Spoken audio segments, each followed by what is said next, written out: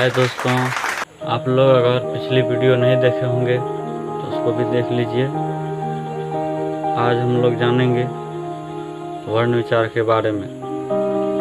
वर्ण विचार किसे कहते हैं,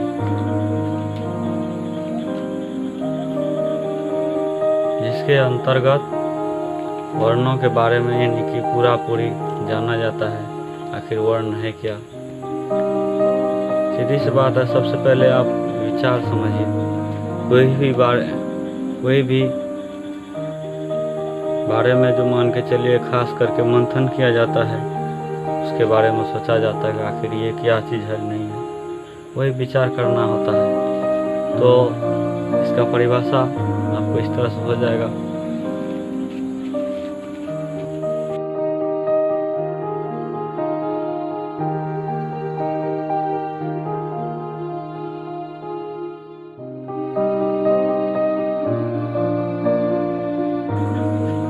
आप लोग बहुत अच्छी तरह से समझेंगे, सिर्फ आप लोग वीडियो को स्किप ना करें।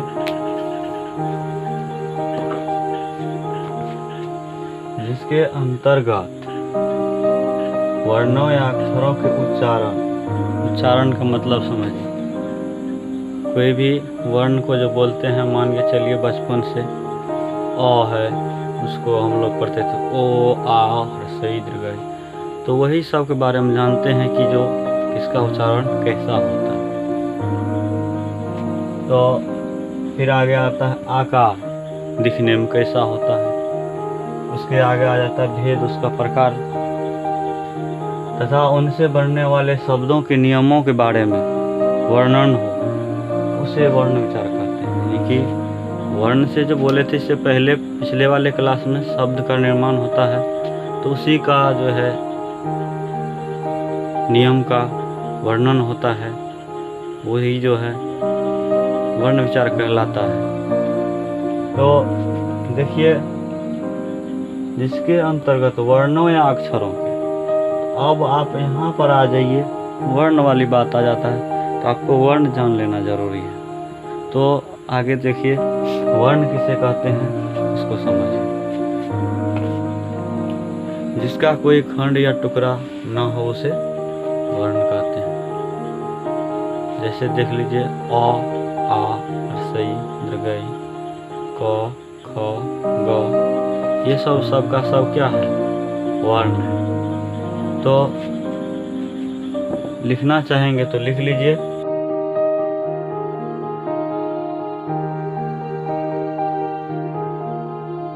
जिसका कोई खंड या टुकड़ा न हो उसे वर्ण कहते हैं।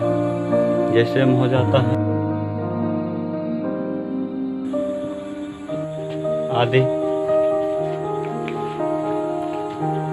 आप वर्ण विचार का परिभाषा पढ़े होंगे, जिसके अंतर्गत वर्णों या अक्षरों के, यानी कि वर्ण तो जान गए, उसके बाद आता है अक्षर।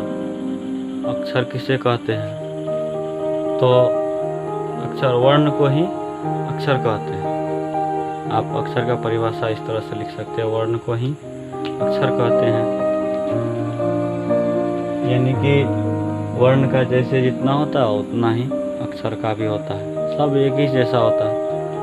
तो वर्ण और अक्षर में कोई फर्क नहीं है। तो आगे आ जाता है आपको कि वर्णमाला किसे कहते हैं।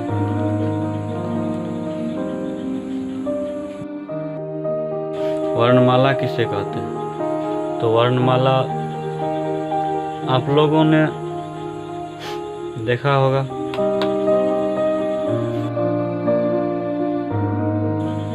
ये धागे में फूल पिरोया हुआ है। तो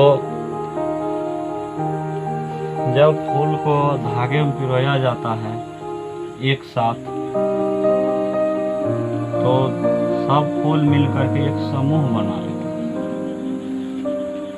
मान के चलिए कोई फूल टूट गया, कोई फूल किया, फूल अगर टूट करके गिर जाए तो वो माला नहीं कहलाएगा, लेकिन उस फूल को हम फूल माला कभी नहीं कह सकते।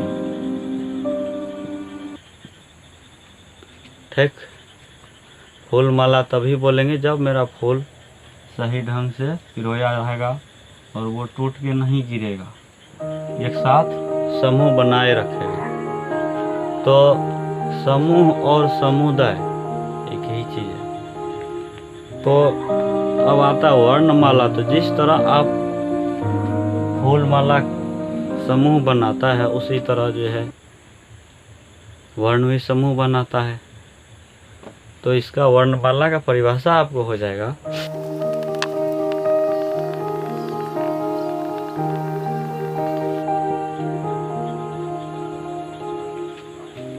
वर्णों के समुदाय को वर्णमाला कहते हैं।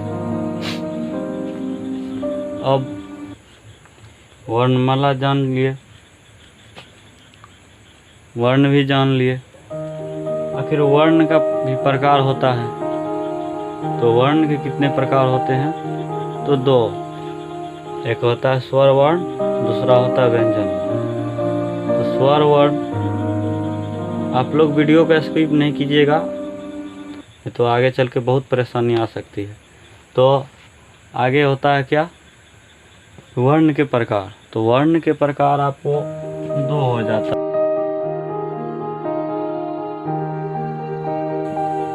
पहला होता है स्वर वर्ण और दूसरा होता है व्यंजन वर्ण। तो व्यंजन वर्ण, स्वर वर्ण। तो स्वर वर्ण को सबसे पहले जानेंगे किसे कहते हैं। तो स्वर वर्ण को दो तरह से परिभाषित कर सकते हैं। एक तो जो वर्ण बिना किसी दूसरे वर्ण की सहायता से बोले जाते हैं उसे स्वर वर्ण कहते हैं। दूसरा, जो वर्ण दूसरे वर्ण की सहायता से नहीं बोले जाते हैं उसे स्वर वर्ण कहते हैं। तो सीधी होगा यही कि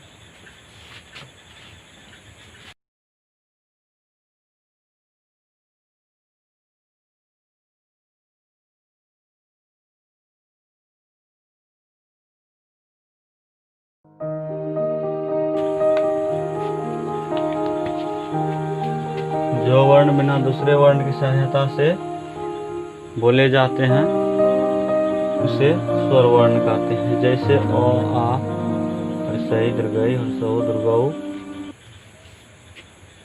ए, ऐ, ओ, औ, अन, अ, साथ में री भी आ जाता है स्वर वर्ण।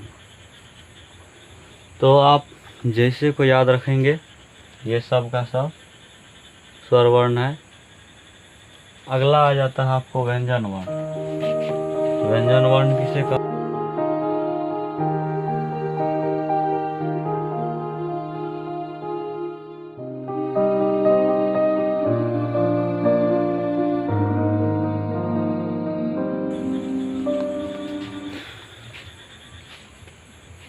व्यंजन वर्ण किसे कहते हैं? जिस वर्ण का उच्चारण स्वर वर्ण की सहायता से बोले जाते हैं उसे व्यंजन वर्ण कहते हैं। जैसे क वर्ग, च वर्ग, ट वर्ग, त वर्ग, प वर्ग, य वर्ग। अब आप यह वर्ग की बात कीजिएगा। क लिख दिए, वर्ग लिख दिए, मतलब नहीं समझे। तो मतलब समझिए, मान के चलिए कि कोई भी एक वर्ग है, क्लास, अंग्रेजी क्लास होता है। मान के चलिए कह दिया कि आपको 10वीं क्लास में पुस्तकें बांटना है। तो 10वीं क्लास, आपका क्लास जो है, उस क्लास में जितना स्टूडेंट है सबको बांटना है। यानी कि वर्ग हुआ वो, उस वर्ग में जितना स्टूडेंट है सबको बांटना है। तो उसी तरह से क वर्ग है, क वर्ग में जितना है, क वर्ग का मतलब क, ख, ग, घ, अंग, यानी कि क वर्ग में आपको 5 वर्ण आ जाता है। पांचों का पांचों वर्ण व्यंजन आता है। फिर च वर्ग है, ट वर्ग है, इसी तरह से सब का सब में अपना अपना वर्ण। च में भी 5 हो जाता है, ट में भी 5 हो जाता है, ट वर्ग में भी 5 हो जाता है। तो ये सब का सब व्यंजन वर्ण है। लेकिन स्वर वर्ण का भी प्रकार होता है। स्वर वर्ण का प्रकार 3 होता है। ह्रस्व स्वर, दीर्घ स्वर, प्लुत स्वर, मुख्यतः 3 प्रकार होता है। लेकिन एक एडवांस में आ जाता है ना संयुक्त स्वर, तो उसको भी जान लेंगे।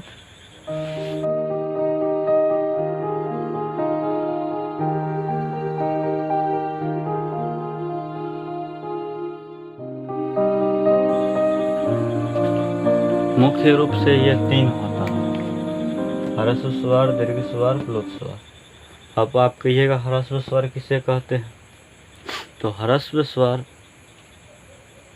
जिन वर्णों के उच्चारण में एक मात्रा का समय लगे उसे ह्रस्व स्वर कहते हैं।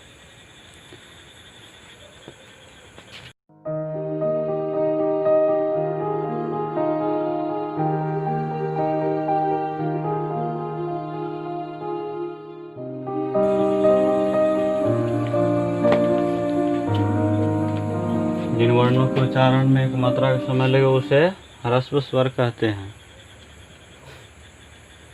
जैसे अ, ह्रस्व ई, ह्रस्व ओ, रे भी इसमें आ जाता है। अब देखिए हम लोग पढ़ते हैं, बचपन से पढ़ते आए इसको हर्षई, हर्षऊ, लेकिन ये वास्तव में क्या है? ह्रस्व ई, और ये क्या है? ह्रस्व ओ, यानी कि ह्रस्व स्वर का ये उदाहरण है। तो ये सब ध्यान में रखते चलिएगा। आगे बढ़ते हैं। दीर्घ स्वर किसे कहते हैं?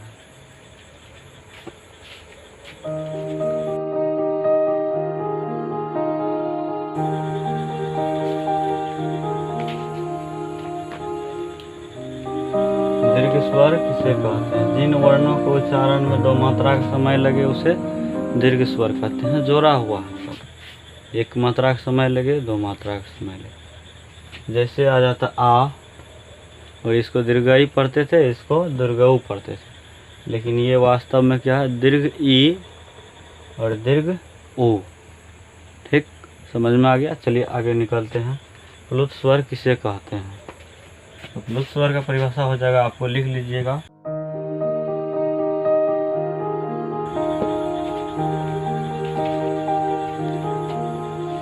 प्लुत स्वर का हो जाएगा आपको, जिन वर्णों के उच्चारण में 3 मात्रा का समय लगे उसे प्लुत स्वर कहते हैं। जैसे हे राम।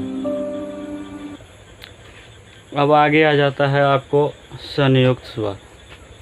तो संयुक्त स्वर का कहने का मतलब, संयुक्त मतलब 2 वर्ण का, यानी 2 स्वर, स्वर का बात हो रहा है संयुक्त स्वर का। तो 2 स्वर क्या होता है? एक साथ संयोजन करता है, तो अपने आप में मिलता है, मिलने के बाद जो बनता है वही संयुक्त स्वर कहलाता है। आप इसका परिभाषा इस तरह से लिख सकते हैं।